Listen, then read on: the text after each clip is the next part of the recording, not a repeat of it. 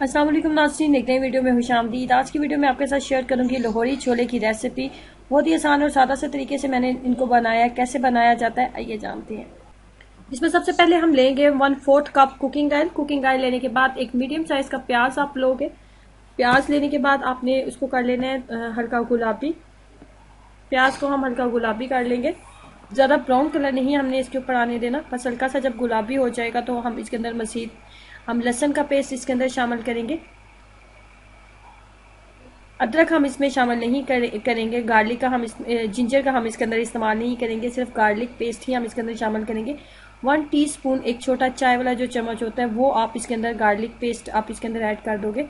लहसुन का पेस्ट आप इसके अंदर शामिल कर दोगे। जब लहसुन की हल्की सी खुशबू आने लगेगी तो मज़ीद आप इसके अंदर मसाले शामिल करेंगे। सबसे पहले मैंने इसके अंदर शामिल किया नमक। नमक शामिल करने के बाद हम इसके अंदर डालेंगे लाल मिर्च पाउडर।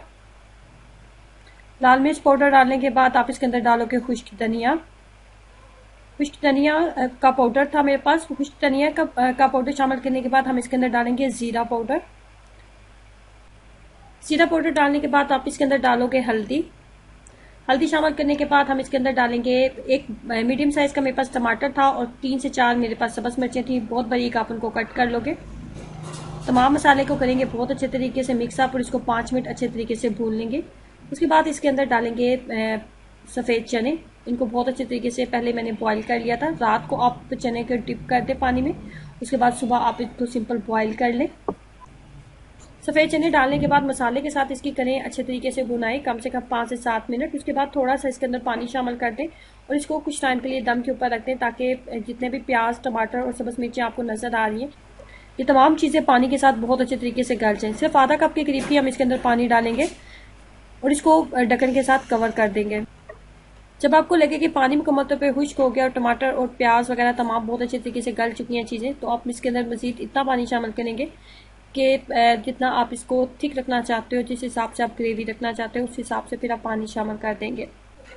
इसकी ग्रेवी को फौरी तौर पे थिक करने के लिए बेसन का इस्तेमाल किया जाता है। बेसन का इस्तेमाल किस तरीके से किया जाता है, 4 बड़े खाने के चम्मच आपने बेसन लेना है और 4 से 5 बड़े खाने के चम्मच आप इसके अंदर कुकिंग ऑयल शामिल करेंगे। उसके बाद हमने इसको इतनी देर पकाना है कि बेसन की आपको हल्की सी खुशबू आने लगे। जब आपको बेसन की हल्की सी खुशबू आने लगेगी तो उसके बाद हम इसको ग्रेवी के अंदर शामिल कर देंगे। बहुत ज़्यादा हाई फ्लेम के ऊपर इसको ना पकाएं, बस मीडियम फ्लेम के ऊपर ही आप इसको रखें, लेकिन आपने इसको जलने नहीं देना। चम्मच को आपने मुसलसल आपने हिलाते रहना है। अगर ये कहीं से भी किसी भी साइड से जल गया तो इसके जलने की जो खुशबू है वो ग्रेवी के अंदर भी शामिल हो जाएगी। इससे आपने इसको जलने नहीं देना, आपने मीडियम फ्लेम के ऊपर इसको रखना है और आपने इसको मुसलसल चम्मच को हिलाते रहना है। जैसे आपको लगे कि बेसन की बहुत अच्छे तरीके से बुनाई हो चुकी है और हल्की सी खुशबू भी इसकी आने लगी है तो फिर आपने इसको ग्रेवी के अंदर शामिल कर देना है।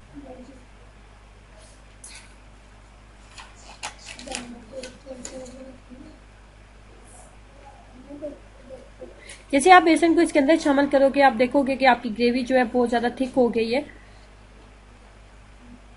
फौरी तौर पर ये इसको थिक कर देगा।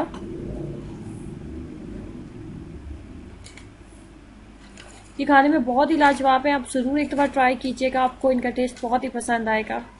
देखो लास्ट स्टेज पे अब आपने इसके ऊपर डालना है सब्ज़ धनिया और थोड़ा सा गरम मसाला पाउडर आप इसके ऊपर डाल दोगे और इस तरीके से आपके लाहौरी छोले तैयार हो जाते हैं। आप देख सकते हैं कि इसकी ग्रेवी कितनी थिक हो चुकी है।